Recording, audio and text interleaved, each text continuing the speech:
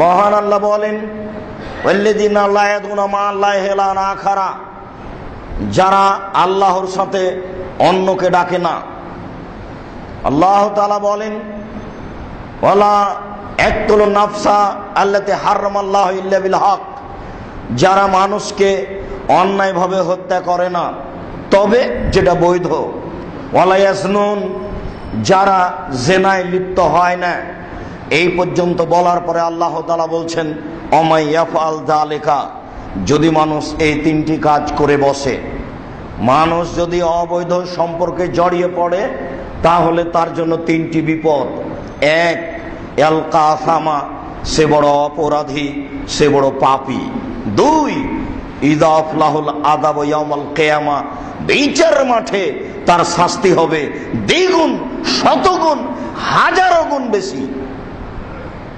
তিন, ওয়ায়াখলুদ ফীহি মুহানা, তারা জাহান্নামে চিরদিন থাকবে। আত্মহত্যা করলে মানুষ জাহান্নামে চিরদিন থাকে, সুদ খেয়ে মানুষ জাহান্নামে চিরদিন থাকবে, এই কথা রাসূল সাল্লাল্লাহু আলাইহি ওয়াসাল্লাম বলেননি, তবে সুদ খেলে মানুষ জাহান্নামে যাবে। রাসূল সাল্লাল্লাহু আলাইহি ওয়াসাল্লাম বলেননি, বরং আল্লাহ তাআলা বলেন, মানুষ যদি এই তিনটি পাপে লিপ্ত হয়, মানুষ যদি মানুষকে হত্যা করে, মানুষ যদি আল্লাহকে ছাড়া অন্য কাউকে ডাকে, মানুষ যদি জেনায় লিপ্ত হয়, তাহলে তার জন্য তিনটি বিপদ রয়েছে। এক, সে বড় অপরাধী। দুই, বিচারের মাঠে তার শাস্তি দ্বিগুণ শতগুণ বেশি হয়ে যাবে। তিন, সে জাহান্নামে চিরদিন থাকবে। মহান আল্লাহ বলেন, আয-যানিয়াতু ওয়াজ-যানি ফাজলিদু কুল্লা ওয়াহিদিন মিনহুমা মিআতা জালদা, যারা পুরুষ নারী অবৈধ সম্পর্কে জড়িয়ে গেছে, তাদেরকে তোমরা 100 লাঠি পিটাও। অত্র বিবরণে আল্লাহ তাআলা পুরুষ নারী, বিবাহিত অবিবাহিত কোনো পার্থক্য করেননি, শুধুমাত্র বলেছেন তাদেরকে 100 লাঠি পিটাতে হবে। তবে পিটানোর সময় যেন তোমাদের অন্তরে ভালোবাসা না জাগে, কেননা এটা বিধান। এর বাস্তবতা মানুষকে বাস্তবায়ন করতে হবে। আল্লাহ ভালোবাসার কথাটি নাকচ করে দিয়েছেন। আমরা সময়ের গতিতে এর বিস্তারিত বিবরণ পেশ করব ইনশাআল্লাহুল আজিজ। আবু হুরায়রা রাদিয়াল্লাহু তাআলা আনহু বলেন, রাসূল সাল্লাল্লাহু আলাইহি ওয়াসাল্লাম বলেছেন, লা ইয়াজনি জানি হিনা ইয়াজনি ওয়া হুয়া মুমিন, মানুষ যখন অশ্লীল কাজে লিপ্ত হয়, তখন তার ভিতরে ঈমান থাকে না। ঈমান অবস্থায় কোনো মানুষ কোনো অশ্লীল কাজে লিপ্ত হতে পারে না। ঈমান থাকা অবস্থায় কোনো মানুষ মোবাইলে অবৈধ সম্পর্কে জড়িয়ে পড়তে পারে না। ঈমান থাকা অবস্থায় কোনো মানুষ, কোনো নারী, কোনো পুরুষের সাথে, কোনো নারীর সাথে এই অবৈধ সম্পর্ক গড়াতে পারে না। যখনই পারে তখনই বুঝে নিতে হবে ঈমান নেই। সম্মানিত মসজিদের মুসল্লি, সময়ের গতিতে আমরা বলে থাকি, আল্লাহ তাআলা বলেছেন, ইন্নাস সালাতা তানহা আনিল ফাহশা ওয়াল মুনকার, নিশ্চয়ই সালাত মানুষকে অশ্লীল অপছন্দ কাজ থেকে দূরে রাখে। এটা আল্লাহ তাআলা বলছেন, নিশ্চয়ই সালাত মানুষকে অপছন্দ অশ্লীল কাজ থেকে দূরে রাখে। আমরা সমাজে দেখছি যে মানুষ 5 ওয়াক্ত সালাত আদায় করে, এর পরেও সুদ খায়, ঘুষ খায়। মানুষ 5 ওয়াক্ত সালাত আদায় করে, এমনকি তাহাজ্জুদও পড়ে, এরপরে জেনায় লিপ্ত আছে। নারী বোরখা পরে চলে, তাহাজ্জুদ পড়ে, অপর পুরুষের সাথে দেখা করে না, এরপরেও তার অবৈধ সম্পর্ক জেনার কাজ ঠিকই আছে। তাহলে বুঝলাম না, আল্লাহ বলছেন যে সালাত মানুষকে অশ্লীল কাজ থেকে দূরে রাখে, আর আমরা দেখছি মানুষ 5 ওয়াক্ত সালাত আদায় করছে, এরপরেও অশ্লীল কাজে লিপ্ত।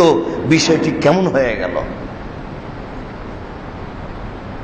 সম্মানিত মসজিদের মুসল্লি, রাসূল সাল্লাল্লাহু আলাইহি সাল্লাম বলেন, মানুষ যখন এই কাজে লিপ্ত হয়, তখন তার ভিতরে ঈমান থাকে না। ঈমান যত বেশি হবে, পাপ তত কম হবে। ঈমান যত কম হবে, পাপ তত বেশি হবে। ঈমান যত বেশি হবে, পাপ তত কম হবে। আর ঈমান যত কম হবে, পাপ তত বেশি হবে।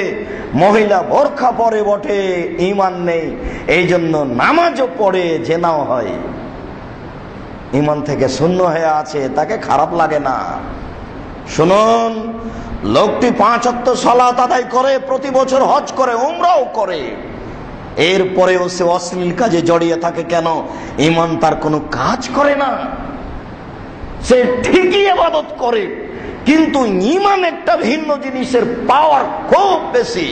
এর পাওয়ার যত কম হবে পাপ তত বেশি হবে। কেন? সেই দিনের বিবরণকে আমরা ভুলে যাচ্ছি।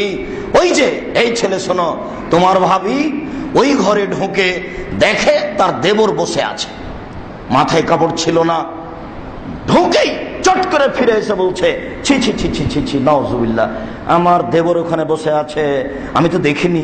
ও কি আমার মাথা চুল দেখে নিল? ও কি আমাকে খালি গায়ে দেখে নিল? ছি ছি ছি ছি ছি, নাউজুবিল্লাহ মিন যালিক। বলো তো যুবক, কেন তোমার ভাবি এভাবে বলছেন? তার ঈমান তাকে এভাবে বলতে বলছে, এটার নাম ঈমান। ওই ঘরে তুমি বসে আছো, তোমার ভাবি তোমাকে দেখতে হিসাবে এই ঘরে ঢুকে দেখছে তুমি বসে আছো, তোমার ভাবি বলছে, ও আমার তোকেই তো খুঁজছি রে। তাহলে এও তাহাজ্জুদ পড়ে, ব্যাপারটা কি? এও রমজান মাসে সিয়াম থাকে, ওখানেও বললো ছি ছি ছি ছি ছি, নাউজুবিল্লাহ মিন যালিক, আমার দেবর এখানে বসেছিল, আমি তো খেয়াল করিনি। এটা ঈমান। ঈমান তাকে এভাবে বলতে বলছে। আর এ যে বলছে, আহমদ তোকেই তো খুঁজছি রে, তুই এখানে বসে আছিস, এও তাহাজ্জুদ পড়ে, কিন্তু ঈমান কাজ করে না।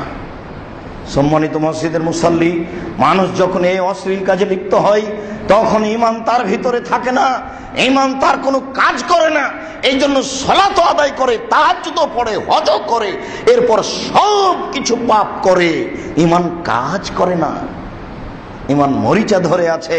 ঈমান একটা পাওয়ারফুল জিনিস। ইবলিস যখন আল্লাহ বললেন, ইবলিস তুমি সরো, সর এখান থেকে, আমি বলেছিলাম সিজদা করার জন্য আদমকে, তুই সিজদা করিস না, এখান থেকে সরে যা। ইবলিস বলেছিল, আচ্ছা ঠিক আছে, সরে যাব বটে, আদম সন্তানকে দেখে ছেড়ে দেব, আমি একাই জাহান্নামে যাব, আদম সন্তানকে নিয়েই যাব। এটা ইবলিসের ওয়াদা আল্লাহর সামনে, সামনাসামনি। কাজেই ইবলিস আপনাকে সহজে ছেড়ে দিবে না, জীবন বাজি রেখে চেষ্টা চালিয়ে যাচ্ছে ইবলিস। এই কারণে আল্লাহ তাআলা বলেছেন যেখানে সেখানে কোরআন মাজিদে, ইবলিস তোমাদের খোলাখুলি শত্রু, স্পষ্ট শত্রু, তোমাদেরকেও জীবন বাজি রেখে তার বিরুদ্ধে লড়ে যেতে হবে। তাই আল্লাহ বলেছেন, ইবলিস ঠিক আছে, এক শ্রেণীর বান্দা আমার আছে, তুমি তাদের নড়াতে পারবে না। তার ঈমান কাজ করে, আর আপনার ঈমান কাজ করে না।